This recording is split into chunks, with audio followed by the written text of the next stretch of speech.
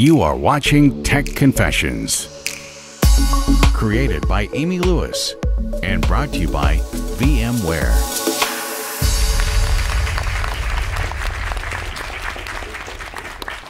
So, welcome, Cormac. Thank you. Nice to be here. So, what would you say your software-defined moment was? When did you have that sort of mental transformation from hardware to software? That's a good question. That's it's probably 20 years ago at this stage. So one of my very first jobs out of university, I was a field engineer for a mini computer company. You're probably too young to remember what mini computers were. So I used to do lots of traveling, installing these things at large industrial sites, petrochemical plants, nuclear power stations, all of that kind of thing. And that was a great job in your 20s. You know, no ties, could travel the world. So I saw deepest, darkest India, deepest, darkest Egypt, so all over the place. But as you start settling down, you realize that living out of a suitcase is probably not your thing. And a friend of mine worked at Sun Microsystems, and he got me an interview, got that job, and I moved away from working on these, what was essentially a hardware-focused role, installing and deploying these systems, connecting them up, configuring them, to just working on Solaris and a lot of the kind of products that Sun also created at that time. So I think that was my movement from hardware to software. Not the software defined that we talk about these days, but that was kind of that transition period for me.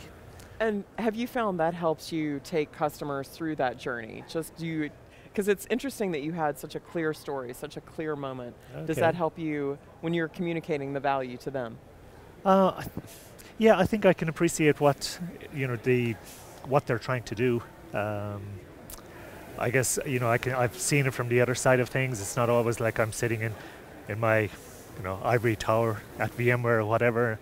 I've actually seen the other side of things. I see where software is used, the kind of things that we can do with software.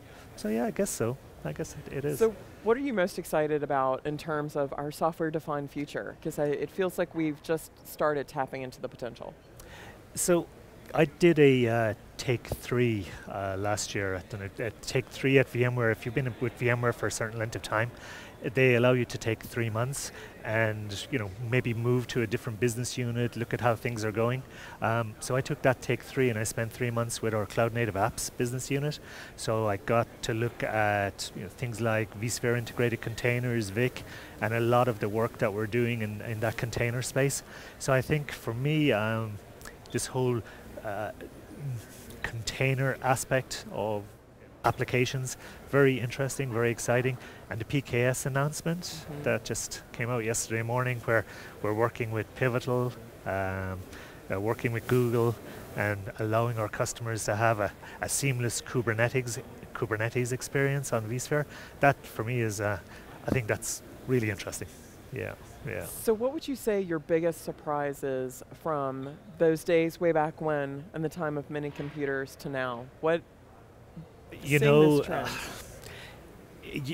talk about trends, and going back to what I was doing 20 years ago, maybe 25 years ago, working with these SCADA systems, system control and data acquisition, and having all these wires connecting to sensor points, controlling power plants, all that kind of stuff.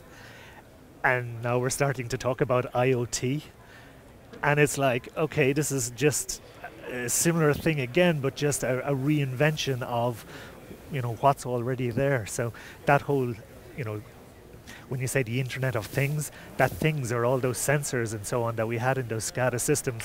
So it's just, I suppose when you're in this industry long enough, you just start to seeing these reinventions of the same things over and over again. And yeah, that's kind of surprising for me, I guess, in some respects.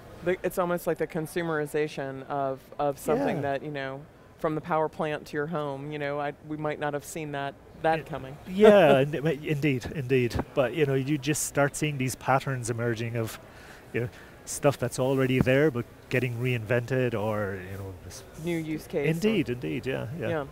So, what is the thing that you're talking most to about customers in terms of what you're working on now? What is sort of the interesting question? Okay, so for me, it's my primary focus is storage. Primarily in that storage space, obviously, is vSAN and the whole hyperconvergence thing.